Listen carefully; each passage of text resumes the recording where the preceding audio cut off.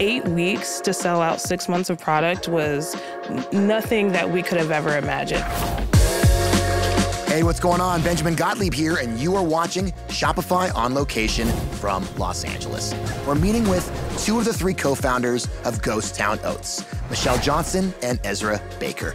I don't see anyone talking about how Black people and people of color are more lactose intolerant than anybody else. That is, like, to me, such low-hanging fruit for a demographic that you can sell to. Their oat milk company is doing something that many brands dream of. They're bringing healthy ingredients, healthy food to folks who want it and they need it.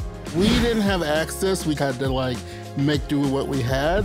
This marriage of social change and good product is at the heart of why we're chatting with them today. Michelle, Ezra, welcome. What's going on? So happy to have you, and what a treat to be here in this space here in Los Angeles. Let's start with this. Entrepreneurs are problem solvers at their core. So, Michelle, why oat milk, of all things? It was a very natural progression for us to choose oat milk. And at least for me, the story kind of dates back to my own childhood. I grew up very, very poor, underneath poverty, if you will, back in D.C. We lived in a lot of homeless shelters, motels, other people's homes, really. And those food boxes that we would get from church donations and stuff like that, that was a lot of what we had available to us for food. And then when we would live in our own apartment, we were always walking so far to get to a grocery store. And oftentimes, with, the food stamp card that we had available, 7-Eleven was the closest thing. So that was where we ended up going to get most of the things, at least just the basics, like milk, cheese, eggs, ho-hos, to have for the house. So from there, my becoming a barista later on, not only was that an opportunity for me to kind of take myself out of that situation, but it introduced me to better quality just ingredients to make beverages. And that's where I was like, oh, well, I knew that there were good things out there. But this whole specialty coffee world that I'm now finding myself stumbling into, my mom doesn't know anything about this. My family still thinks I work at Starbucks. This is just okay. And these memories of walking what probably seemed like miles and miles and miles as a young child. Absolutely. This sits with you. Yeah. I mean, I'm the oldest of 5 children of my mother's kids, and we are all born within 5 years. So it wasn't just one of us going, it was all of us going. Or my parents were sending me and 2 of my siblings to go walk on our own at all hours of the day and night. I have memories of literally going to the store to get things for the house at 9, 10 o'clock at night by myself. I mentioned earlier that entrepreneurs at their core really are problem solvers. And I'm curious, Ezra, when you hear Michelle's story, are there things that resonate with you? Do you have a similar experience? Kind of, but mine was more geographic, I guess. I'm from rural South Georgia. The closest store was 10 miles away or so. My goodness. So we didn't have access. We kind of we couldn't get to somewhere really quickly. We just had to make do with what we had. So I think we were always problem solving, okay, how can we have better access to eggs? So my grandma would raise chickens, and we would get the chickens. And how can we have vegetables year round and not have to go to the store? Oh, you plant a garden and you freeze, and the worst part is shelling and picking them. We would, a complete summer day would be waking up at 7 a.m., picking peas, then shelling peas all day long. Oh, my God. And then so my mom could freeze them and put them up. That's why I lived in the city. Yeah, they have a deep chest full of peas. So it's yeah, you're right. It's everything is problem solving, constantly. Well, my daughter is 1-year-old, and she loves peas and pea pods, although that sounds like it's a little bit more difficult than what we Oh, no, it's thousands and thousands and thousands of peas. So I'm hearing a couple of things. I'm hearing self-sufficiency. Mm-hmm. I'm also hearing resiliency. Let's bring that together with you two, bringing both of these experiences and skills together. How did you two meet, and when did this idea of starting your own business together come about? Well, all of my life I had to fight. And I showed up to work, and Where'd you Michelle work was at the time? Where were you at working? a coffee shop in New York, in like the west side. And Michelle was there. And I said, hi, you wrote that article. This is actually very true. And the us sitting together like this on this couch is very much exactly how it was in that coffee shop. So I'll fill in here.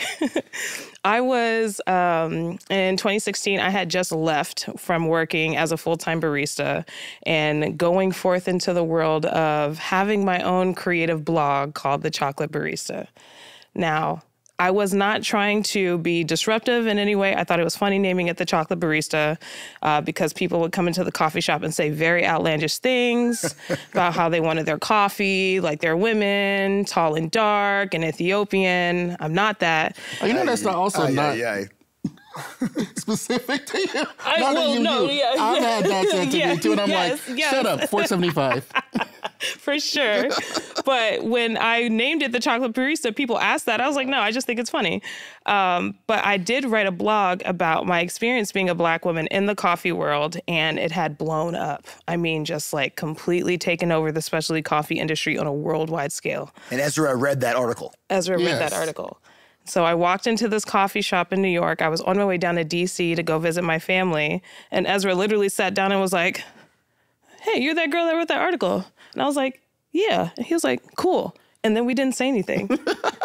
And then after about a couple minutes, I was having my me time before my shift. He was about to work. I was about to leave. And that was it.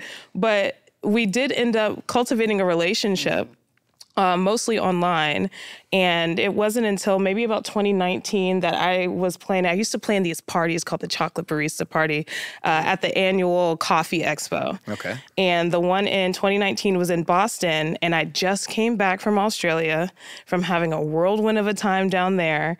And I was like, I need to plan this party, but we got 2 weeks. And Ezra was like, I got you. I'll be there to help. And in 2 weeks, we raised like $25,000 for the party, got sponsorships, merch designed, and Ezra...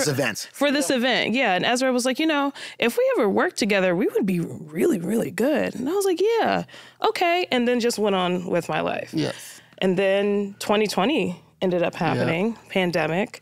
We're all just kind of at home, not doing much. You weren't working at Stumptown anymore. I wasn't working at Red Bay Coffee. So we're all just kind of coffee consulting freelance on the side. And there's a third co-founder, Eric, who also was just had just moved to LA right before the pandemic. And so when the idea for an oat milk came to us, it actually came to us through a consulting project. And the thought that I had was like, that's a really good idea, but it can't just be what we already see in the plant-based milk space right now. Like, I don't see anyone talking about how Black people and people of color are more lactose intolerant than anybody else. And that is to me, such low-hanging fruit for a demographic that you can sell to. Because the problem isn't that people aren't going to spend the money, it's that they don't have access to it to spend that money. And you're lactose intolerant yourself. And I'm very lactose intolerant. Or also they don't know that it's a product that is accessible and is available to them, and even they can experience this thing that they only see yoga moms enjoy. Sure, of course. Right. So the idea is there. The relationship is there, which is super important if you're going to start a business with someone. Mm-hmm. But then comes execution, right? You could have an idea. You can be the best of friends, get along great, but then you have to sit down and execute. You had this experience putting on that party, that gala. It worked out well.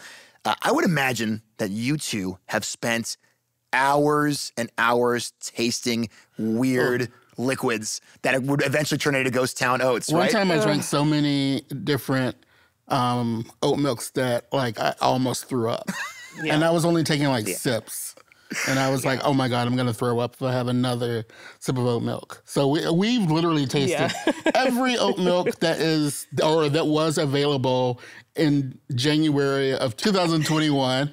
And we knew what we hated and what we liked, and a lot of what we hated, because we're baristas. We're trained to we're very pretentious. Think about it's not pretension. Like that's the thing. I'm very pretentious. Let me be. People think it's pretension, but it's not. It's like you have a vision, or like I feel like I have a vision, and I know what I want to taste, and I'm like, okay, it's problem solving. It's like what is it that I don't like, and what is causing what I don't like. And you pick those things out, and then you solve to get rid of those things or make those things better. And that's what we do all the time as baristas. When you dial in the coffee or whatever, you're drinking something, be like, what do I not like about this?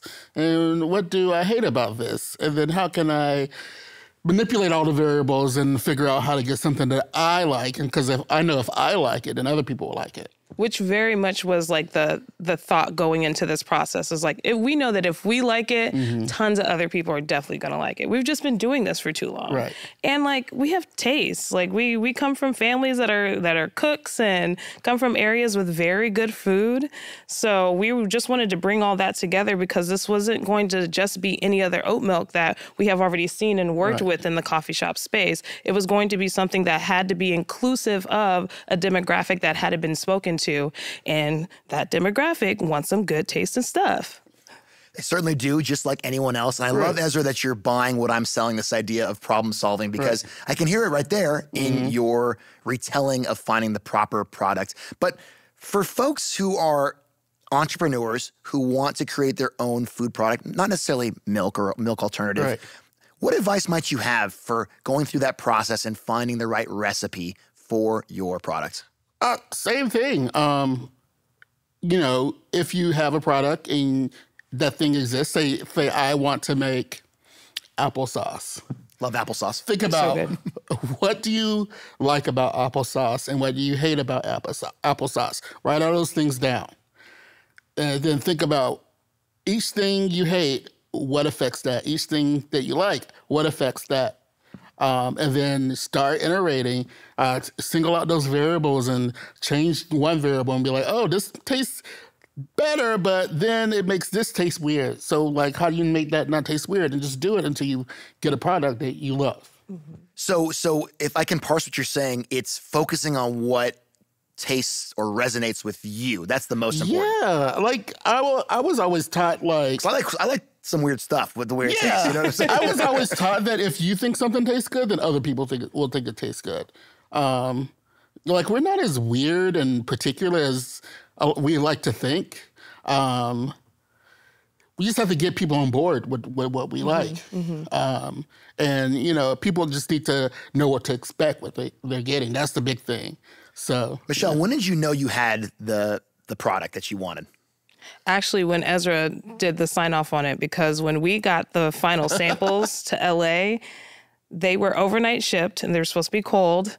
They did not tell me when they were shipping it, so I was not home. And it was the summer of 2021, so they were bad. Yeah, they were just frozen jugs. Pretty much. In a thermal packaging. But Ezra was there at home and got the final. And like, I trust Ezra with a lot of things, including the formulation of this oat milk. So I was very anxious for about 7 months not having tried the final product. But Ezra's like, no worries, I got it. It's fine. Because Ezra's a Q grader, which is like the sommelier of coffee.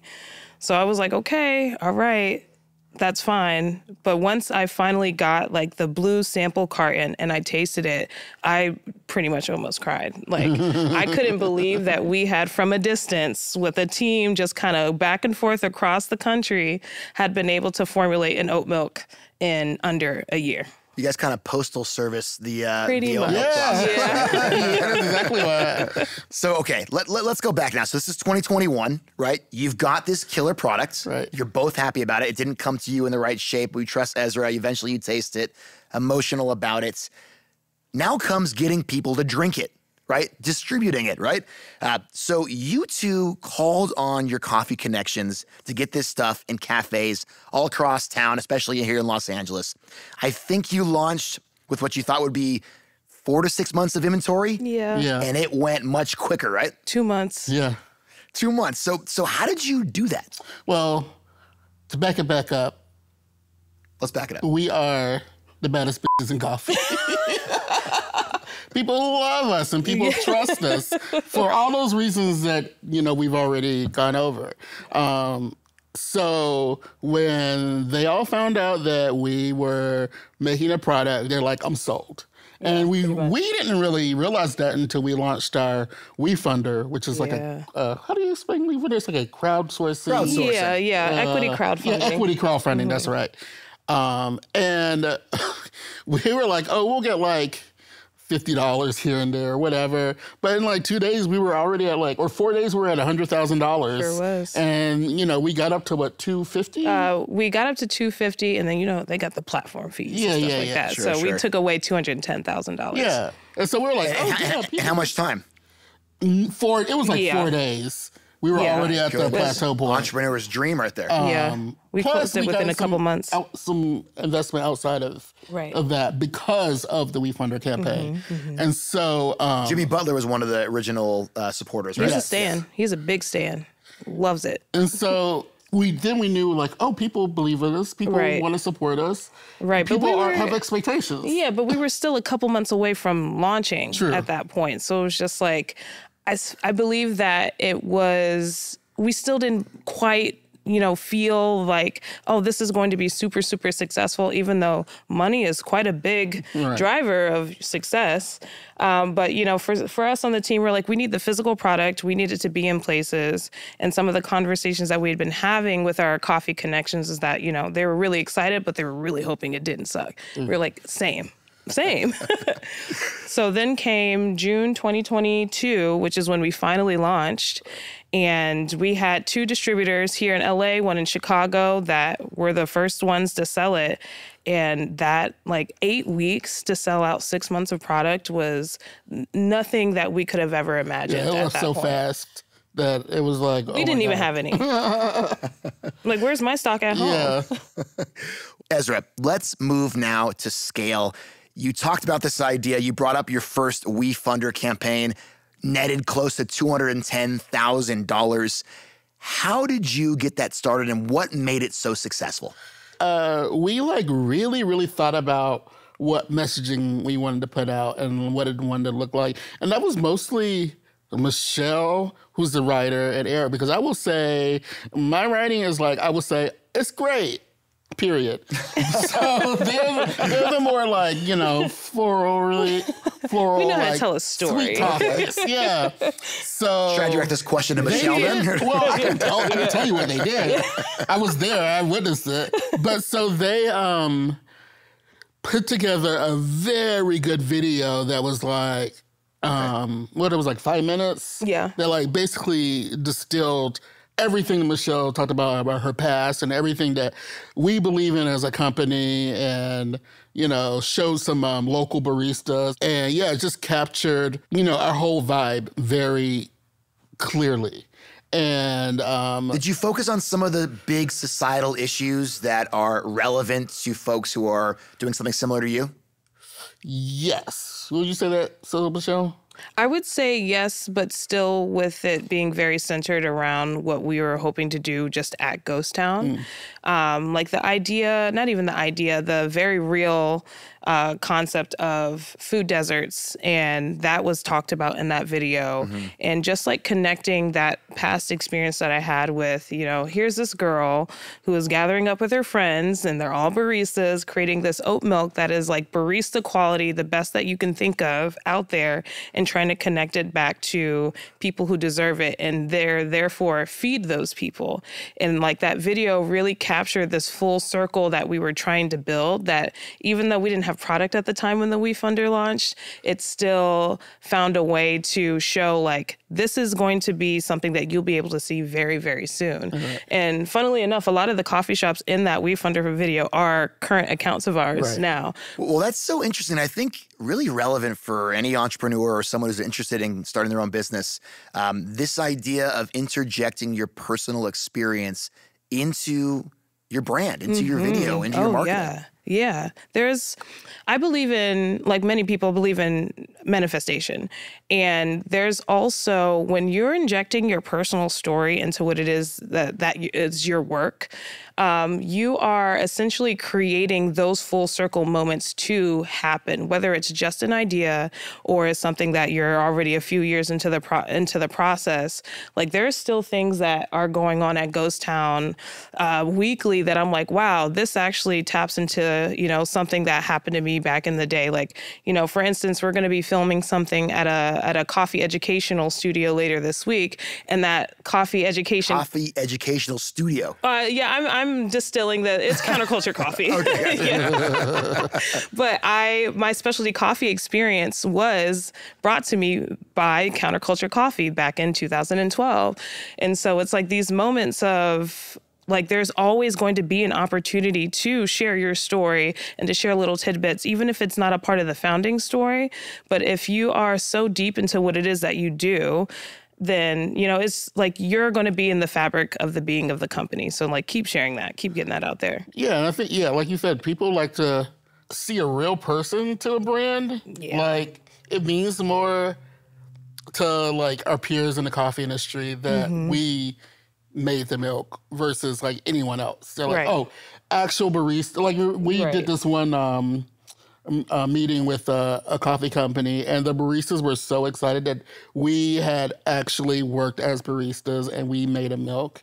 And that's something that their gears are turning, like, what can I do beyond being behind the bar? Like, how can I turn this into something else? And I think that's a lot. People miss that. There's, like, so many with coffee. There's so many directions you can go as career-wise. You just have to, like, open your eyes and solve the problem. Like, what do I want to do, and how can I do it within the context of what I'm doing now? And that's the beauty of entrepreneurship, is you get to create that box. Yes. There is no box. There is no blueprint, which is also one of the hardest things about entrepreneurship.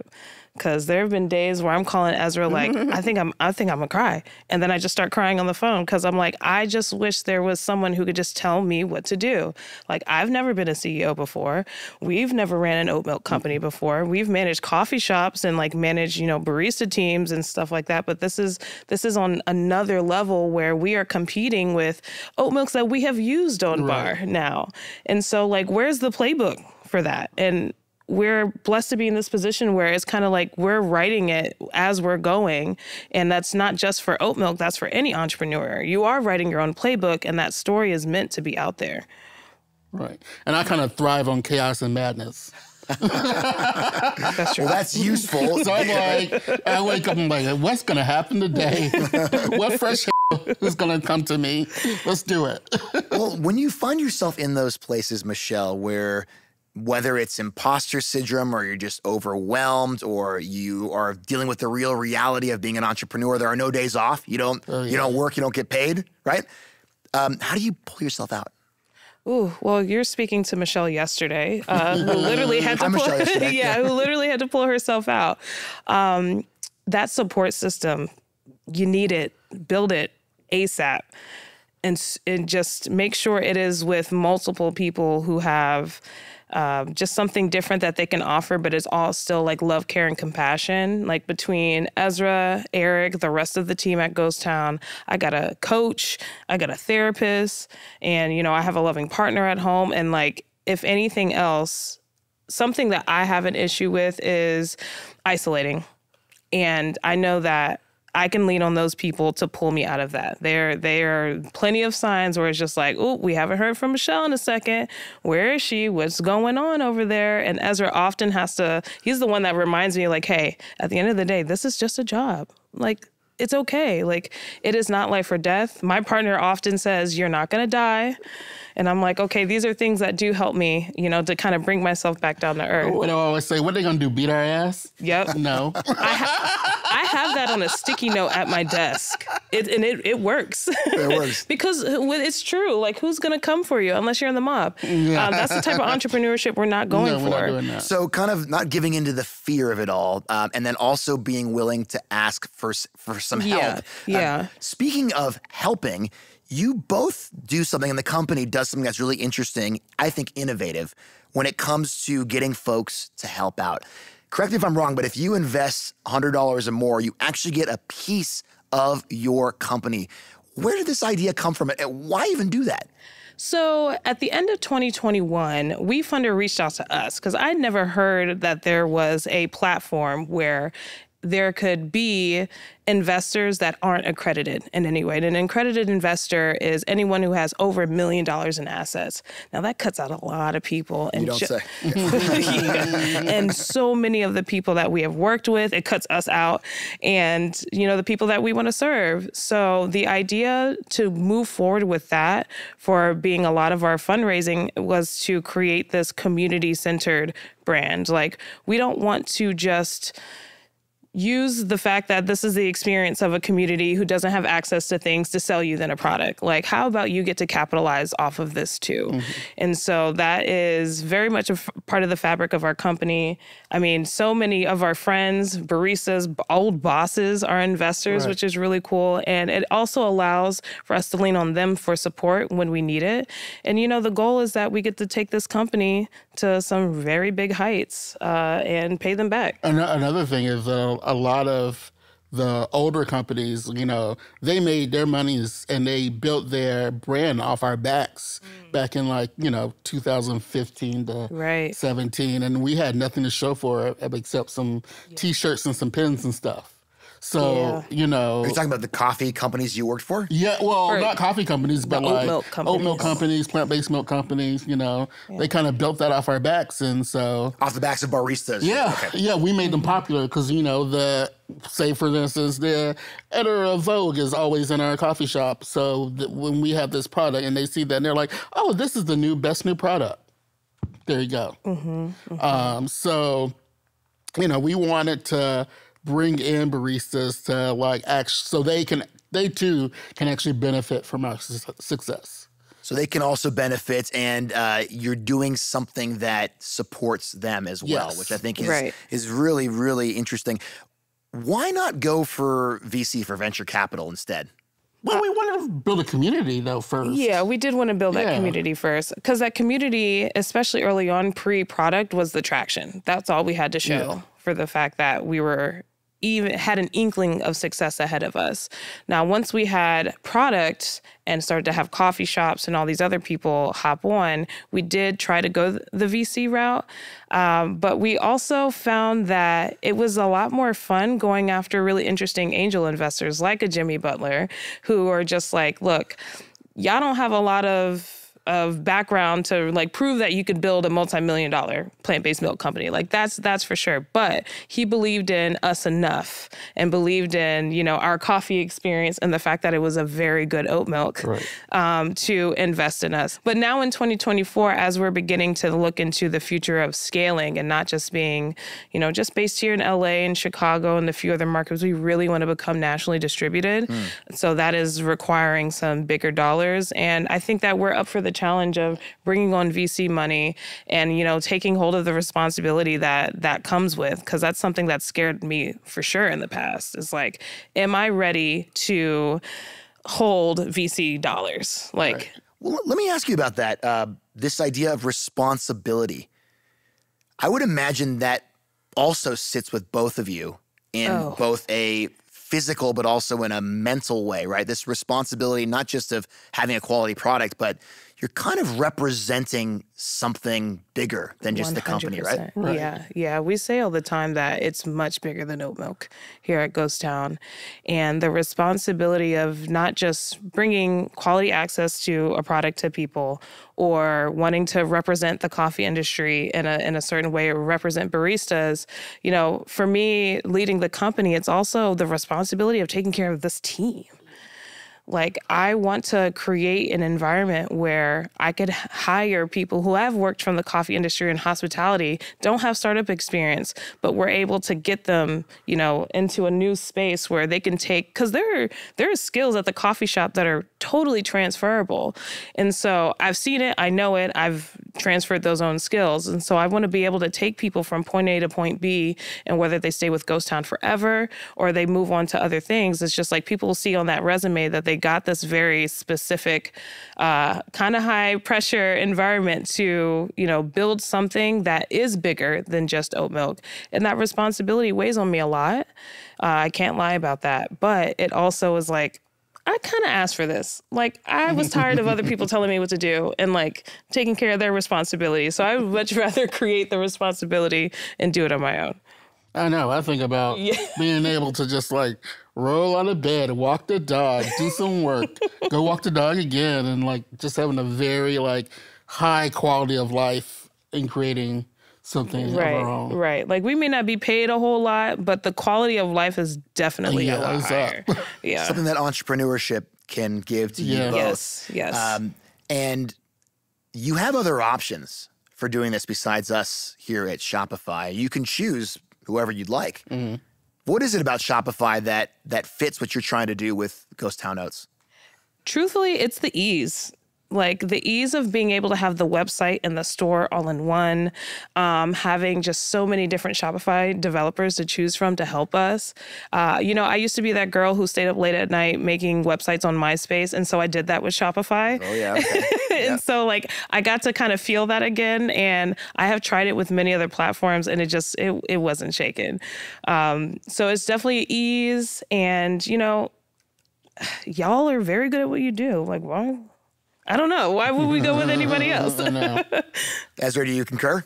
I mean, my experience is with the accounting and bookkeeping side, and it makes it easy. It's very easy. That's interesting. What makes it easy? I mean, because that I think for folks who are trying to make that decision, or even maybe on a different platform considering switching, those decisions can be hard to make. You're saying bookkeeping is easy. That's awesome. The money shows up on the QuickBooks, and I'm like, cool. Yeah. That's how because there's plenty of other things that are way more complicated that shouldn't be that easy, and they are not. As a person who's never bookkept before or never looked at money things, trust me, as the person who set up the Shopify, I can let you know that Ezra says it's great. But go ahead. Right. I have it set up so that it is that easy. Okay, there's daily payouts, and everything just shows up as one line item. The taxes are very seamless to try and set up. I was able to work closely with our accountant. I think just the fact that Shopify, being so popular of a platform, has all these different resources where it's like my accountant understands it, my developer understands it, like a web designer, or even I can simply understand it. We sell a lot of our merchandise, like not oat milk, but hoodies and sweatshirts and things like that on Shopify. Even to have our apparel folks like be able to very seamlessly come into the back end of the platform and manage all of the customer service. It's like it's a one-stop shop for e-commerce. And when we do eventually go that D2C route for oat milk, we're just like, it's gonna be a no-brainer. Which brings me to my next question. So I'm so happy that you set me up that way, teeing me up. What is next for you guys? Sounds like D2C's on the horizon, but what are the plans that you two have for your brand? What's next for Ghost Town is raising a massive round of funding through mostly VC and large angel investment, including the We Funder. And we are going to completely just like bust out the seams as far as national distribution in the wholesale and B2B space. We know and understand that there is retail. We know that there's D2C, that we can do e-commerce, all of that, but we have just barely scratched the surface. And just to put into perspective, like barely scratched the surface. Our first year of sales, we did $407,000, and we were around for 6 months at that point. Last year, we ended the year at $2.1 million. And that's still only being available in LA, Chicago, a couple of coffee shops in Toronto, a few in DC, New York, and whoever is in Mexico. And that's successful so far. Right. And that is successful.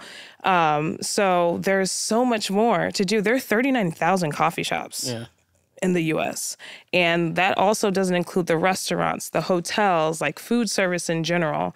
So we want to completely saturate that because we are hospitality professionals. Right. I think we want to make sure that we serve that first. And then from there, once we have a handle on that, like, okay, let's move on to the next thing. So 2025, 2026, we'll be looking at retail. D2C is going to happen somewhere in the middle of that because the way teeing it up. Yeah, right. The way that y'all are knocking at our doors out there will not stop DMing us about when y'all can order it online. It's definitely going to come sooner than later. And then also we want to grow this team. Yeah. And I don't know, I keep asking Ezra to move to LA and he's just, I'm just going to keep asking. It's called Rent Control Department. I'm not leaving. It's great for an entrepreneur. Find you a rent control department. We might not be leaving, but we're so happy that you came here to LA today. And Michelle, thank you so much. Ezra Baker, Michelle Johnson, 2 of the 3 co-founders of Ghost Town Oats. Thank you so much. Thank you. This was a blast.